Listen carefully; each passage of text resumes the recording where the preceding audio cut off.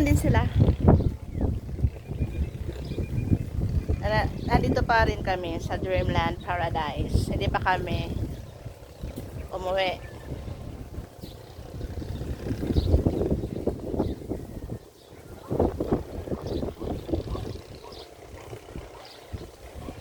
Alam mo guys, pag andito kayo, hindi kayo masasawa sa selfie dito, video doon.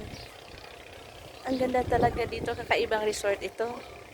Ang dami namin napuntang resort, pero kakaiba dito.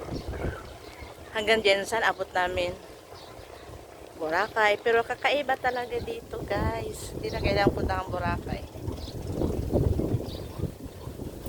Iba ang beauty ng Dreamland Paradise. Hello Dreamland Paradise. I shall return.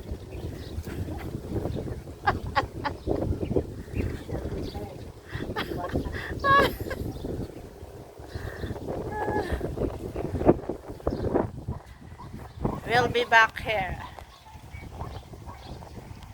May nag-aano sila mag-boating sila. Yan ang ginagawa namin, te. Nag-island hopping. Yan ang ginagawa namin.